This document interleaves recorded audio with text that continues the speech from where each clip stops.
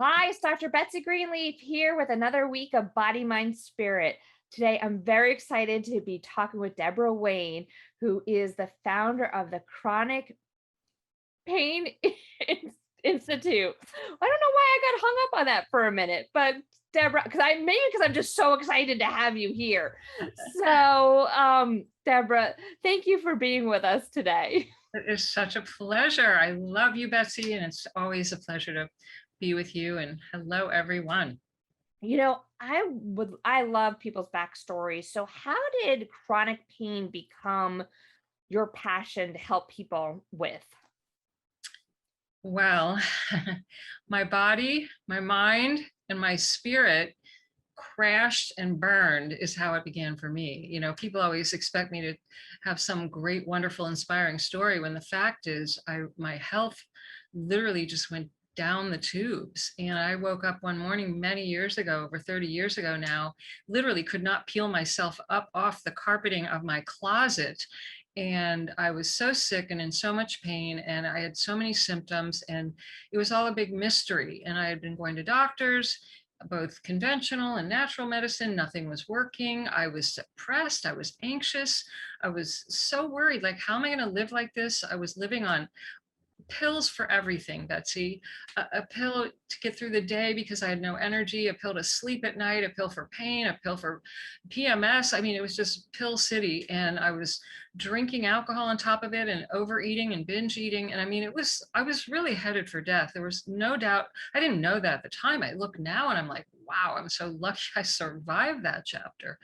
But I finally crashed and burned. And then I asked for help. Well, first I asked for help from God, which I didn't believe in God at the time. I was a complete atheist.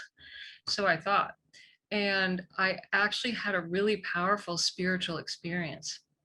And it woke me up to the fact that there was an invisible something that heard me and responded to me and helped me. I felt peaceful like that. The minute I screamed out and said, please, somebody help me, I felt this overwhelming sense of I'm going to be okay. And I felt peaceful. I stopped crying. I got up off the floor. I went in the other room and I called someone and asked for help. And that began my healing journey in a different way, not looking for another pill, not looking for a supplement, but looking for what was really going on inside Debra that was unresolved. Holy moly, I had no idea that I had all this stuff to unpack, and that was going to be the key to my healing. And so I began taking everything out, laying it all out, observing what needed fixing, what needed changing, and really putting my whole life back together, reinventing myself completely. Everything changed in my life.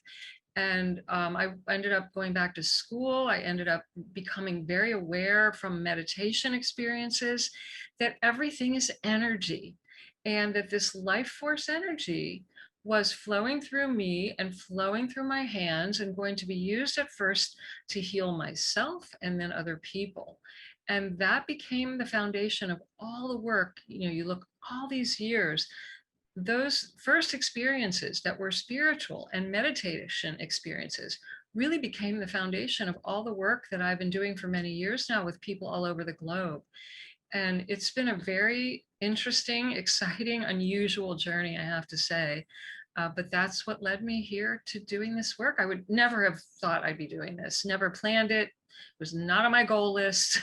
It just, really evolved by naturally following my inner guidance and working on myself first. I get chills when you tell your story because I just think it's so amazing. And this is something I'm constantly trying to get my patients to understand that, as a doctor, there's only so much I can do for the body. Yeah. And that really, when it comes down to it, it's kind of like Dorothy and the Wizard of Oz. She had it Yes. within her Yes. all along to get home. And I keep telling patients, you have it within you to heal. Yes. There's only so much that I can do. And I don't know how to get that message out to people. Well, So it's tough because we all look for some authority figure with the answer. Give me the answer. We've been trained to do that. And like you said, the answers are within each and every one of us, but we haven't really been taught to rely on that, to trust that, and to even ask the right questions to draw the answers out. So it's very confusing. And I understand why everybody gets so confused and feels stuck and blocked, and how frustrating it is for a doctor especially, who really wants to help and can take you so far and can see sometimes the problem, but there are these unresolved issues inside the person's mind, body, and spirit. Literally, Betsy, you know this. And only that person, until they get really honest, which is why the pain is often really the motivator. When they finally just go, I give up, they literally feel like giving up. That's often the turning point. You Such know, ironic. and what brought you to actually write your book? Yeah, well, okay, so I started working on clients many years ago, and I was practicing my form of energy healing, known as high speed healing, and people were having remarkable results. Just me working in the energy field, no talking, no helping them find their answers. But there was a percentage of people that would call me, sometimes a week later, sometimes months later, sometimes years later. And they'd say, Deborah, you helped me so much, but the pain is back. The symptoms are back. Why are they back? So I have that type of brain where I have to figure it out. So I had conversations with every one of these people. And in every single case, I discovered that there was something they were believing in and thinking, or that wasn't necessarily true, I should say, but they believed it and it was affecting them physically, or they had buried emotions. This is a huge reason. And so they had suppressed and denied these emotions. And in every case, when I sat down with them and I drew this out of them and I helped them resolve the damaging thoughts and the damaging emotions, voila, there it went. And so I wrote my book for the people who are still hurting, who look around and go, why me? Like, what is wrong with me? Why do I still hurt when everybody else is getting help? Or, why is nothing showing up on a test for me, a medical test? And I know I have symptoms. It's not just in my head. Why do I hurt? Am I cursed? Is it my karma? Is God punishing me? Like, people think these things, and it's not true. It's that you haven't gone deep enough into the mind, the emotions, to really find out what may not even be true, but that is operating and it's showing up in the physical body as symptoms of pain, or sometimes symptoms of disease. Yeah, and it's funny. I'm just thinking, like, I hear this day in and day out from my pain patients, Yeah. and it's tough. It's almost like I feel like their brains just spin looking for any type of solution, and they're looking for, like you said, they're always looking outside of them. Like you said, they're Well, thinking, is it something I ate? Is it something right, I did? Is it something I right. didn't do? So. Well, and you know what? They overthink as well, and they get stuck in that loop of Hmm. looking at the past and trying to overanalyze everything they've, like you said, they look at the food right away. Yeah. And then they look at, what else? Did I fall? Did I get injured? Did my parents have it? Like they're trying so hard to figure it out. But the problem is they're trying to figure out something that is often hidden from view and connected to emotions that are too scary to feel, especially Mhm. alone in your living room by yourself. So it's underground, and that's where it can be challenging. And also, most people are looking at the physical only. They're not looking for the emotions. They're not even looking at their thought habits. They're not looking underground at the invisible realm, which I love. When you said Wizard of Oz, it's really true. It was what was hiding behind the curtain. That's true with this as well. And you have to have somebody who knows that and can draw that out to get it out. Otherwise, you stay at the same level of awareness, and we have to go higher to a different level of awareness to find it. you know, you were very lucky because you had this kind of life altering moment, like Yeah, almost like, like a lightning bolt, or yeah. this. and not everybody is so lucky. No, So, agree. where do people get started? They get started by asking certain questions, noticing the thoughts that they repeat. We think we know from science that the average person's thinking like 90,000 thoughts a day. But most of those thoughts, if you really look at it, people have their favorites, especially people with pain and symptoms. And they go over and over, like you're saying, round and round with those same thoughts, trying to figure out what's wrong. Well, if you start looking at the thoughts you're thinking again and again, what you're going to most likely find is you're looking at the problem, you're looking at the symptom, or you're looking at what's wrong instead of asking the question, what's possible for me? What could be different? What am I? What do I even believe is possible for me? Because what people are unknowingly doing is that they're putting logs on the fire they're trying to put out. They're Mm. putting energy into the problem day in and day out, because every time you think about what's wrong and where did I get it, you're actually stirring up a mental image and emotions that are feeding energy into the thing you don't want. This is a problem because everything is energy. And what shows up in the body comes from the repetition of your thought energy and your emotional energy. So you have got to start to re-examine your thought process and ask new questions, different questions, and start imagining. Literally, the mind doesn't know the difference between what's real and what's imagined. You have to start imagining a different life. If you can even remember 1 minute at some point in your life where you felt good, where you were out of pain, where you were healthy and happy, or doing yoga or hiking or traveling, whatever it is you want to do again, and you sit and dwell on that in your mind, you're going to help yourself much more than thinking about the problem.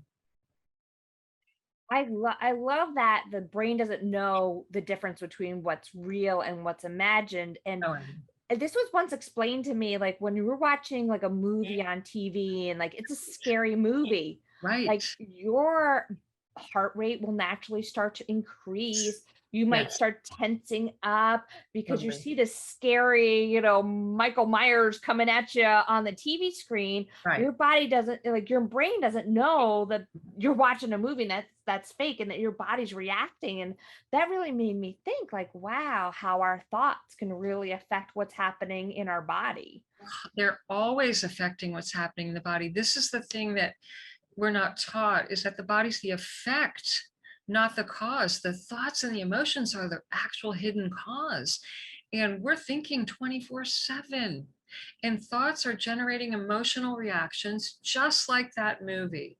And some people are more sensitive than others to their thoughts, but I'm telling you, everyone's thinking and everyone's feeling, and that's what's showing up. What you keep repeating is showing up in your body. So we've got to fix this.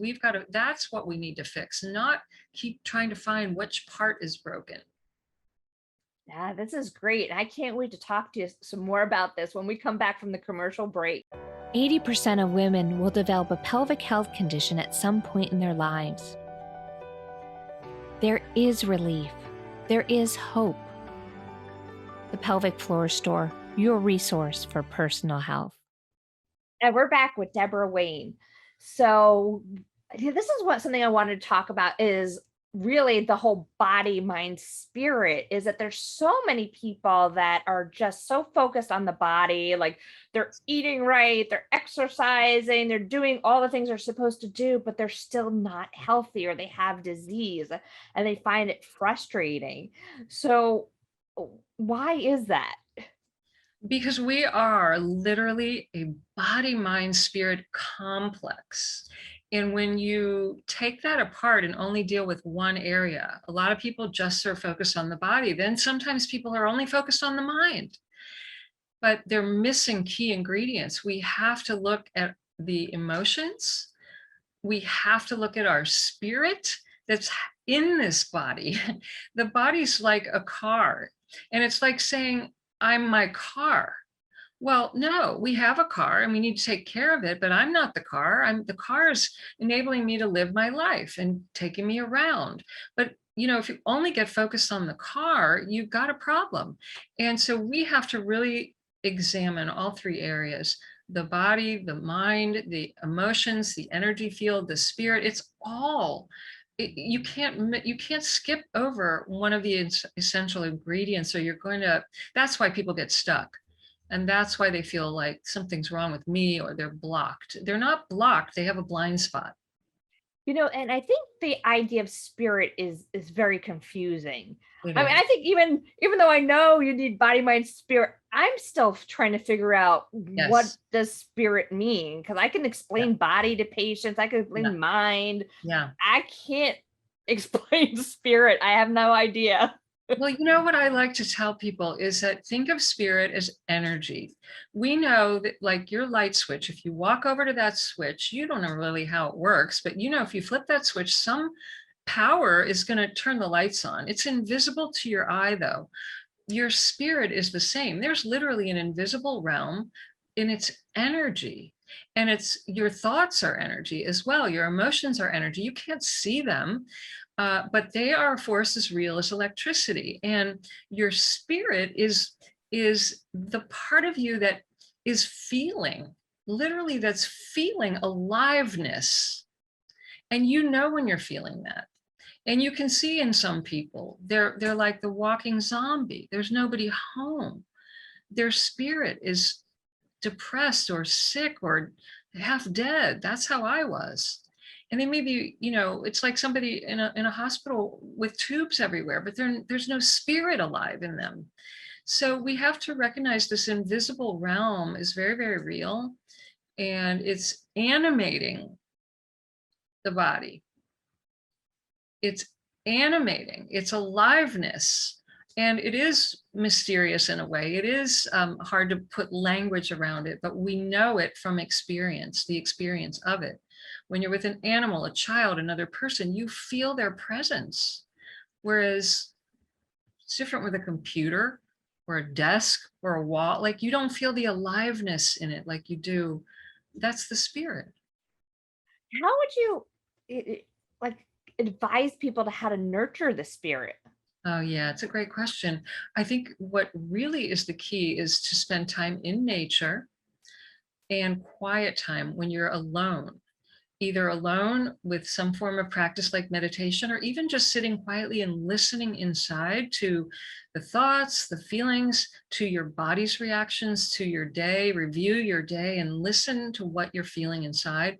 But if you even just go sit in nature, you're going to start, and you're alone and you're quiet, you're going to start sensing that presence, that aliveness in nature everywhere. It's just emitting these frequencies that we all need, and that it's palpable. And so that's the best way to start. Just spend a little time, preferably every day, a little time till you develop the knowing within yourself that there's an aliveness in the universe everywhere present. It's always there. And here's the cool thing, is that it's actually very interactive. There is an invisible intelligence that's in all of the empty space. It's not empty. And if you start interacting with it, you can literally, just like I did, discover the universe cares about you, supports you, is there for you, and will help guide you. And this is just something we're not taught. And if we are, we're taught we kind of humanize this, when actually this is more physics, really, that there's this consciousness, this intelligence that permeates all of life. And you can start to interact with that. And nature's the quickest way. It's funny because I realize when I go for a hike or a walk with my dog in nature how amazing I feel. Right? And it wasn't until I don't even know how I came across it, that there's an actual like Japanese art of, it's a special name, I don't know the name of it, but it's like the art of like forest bathing is what it Oh, translates into. And it's yeah. like this, feeling energy from around you being in nature. And I'm like, wow, that explains like why if I go for a hike in the woods, I feel so amazing versus if I just walk around in my neighborhood. It's So really true that nature's emitting these frequencies, and we all respond to frequencies, and we need frequencies that elevate us. And a lot of life is dragging us down to these low vibrations of fear and anger and depression and sadness and all of this. And when we're affected by the low frequencies from all the devices.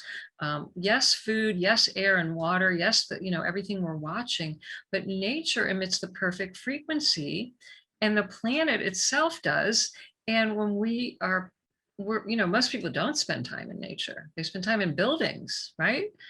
So that it's the quickest fix. It's absolutely, and Einstein taught us, if you are exposed to the right frequency, you must change. You will feel it and you will change. And that's what you're describing when you take that hike.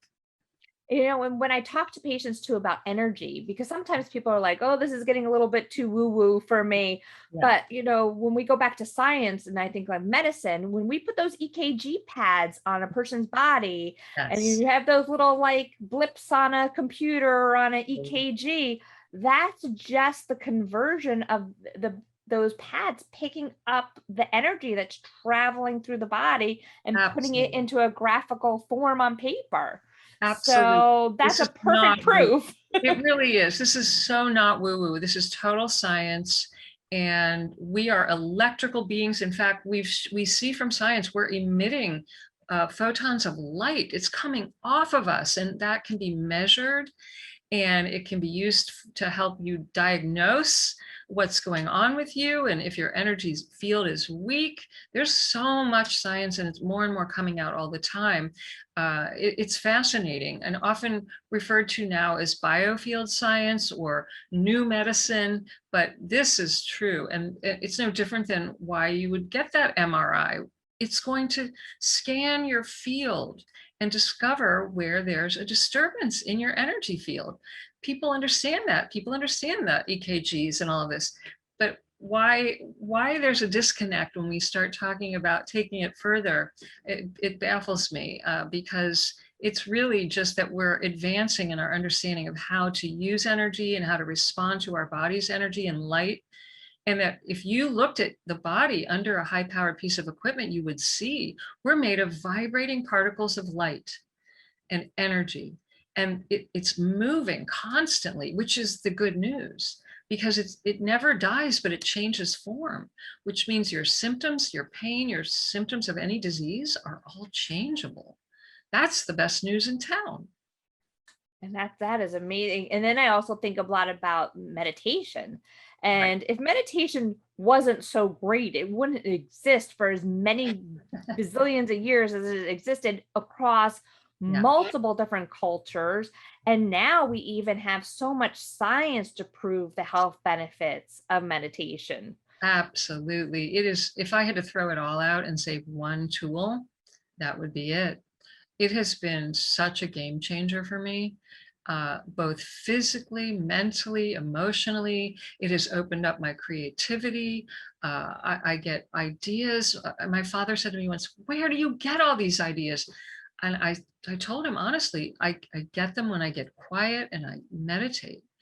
And this has been for many years now. It is absolutely a remarkable tool that we all, oh, it's just so profound.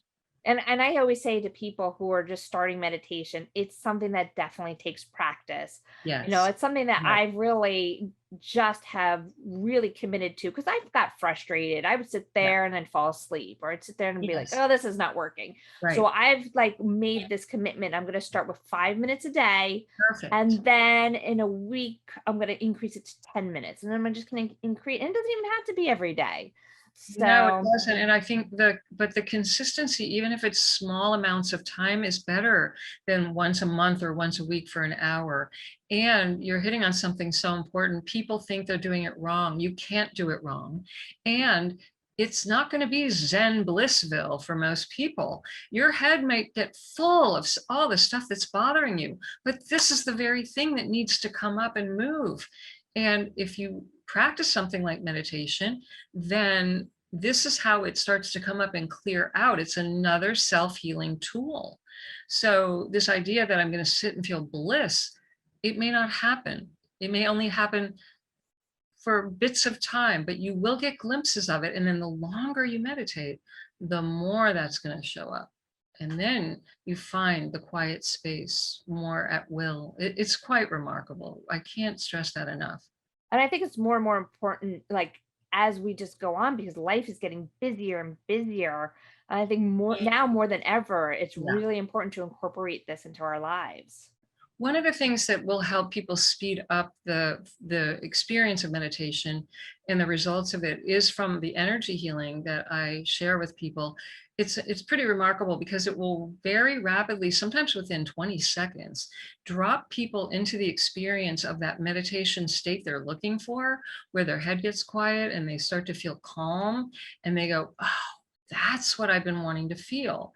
And so this can be a good training wheel for it, that then people can take and do a meditation practice on their own. So, there's different ways to get there, but and there's no perfect right way. There are, several different ways to get there, but I can't recommend it enough. And it really does affect physical, mental, emotional, spiritual. I mean, it'll all start to make sense once you have an experience and get out of your head trying to figure it all out. You know what? Where can people find out more about you? If you come to my website, which is internationalcpi.com, you will find all the different ways that I work with people. And I'd love to give you a copy of my book, Why Do I Still Hurt? This is for those of you who have been struggling and suffering and you just can't figure out what's going on. This is for you. It's more like a workbook. So it will start to ask you questions and help you get your healing journey started. So I'd love to help you. You can email me over the website. You can find the ways I work with people and come to a free call and grab the book. And I'd love to help you. That is great. So I really encourage everybody to go check out Debra's website. Also, when you get a chance, check out WYTV7.org. Not only you find other great programming that we're doing, but also don't forget to press that donate button, which helps not only the programming, but also community, our scholarship programs and any of the other community events that we're involved in. If you get a chance, also follow me at Dr. Betsy Greenleaf in multiple different social medias. You can also find me at drbetsygreenleaf.com. And I want to just remind you, don't forget to tune in next week at the same time for another episode of Body, Mind, Spirit. And once again, Debra, I would love to thank you for being on our show today. So it's always great to talk to you. I could talk to you for hours about this stuff. I find it fascinating. Such a pleasure. Thanks for having me on, and thanks everyone for listening.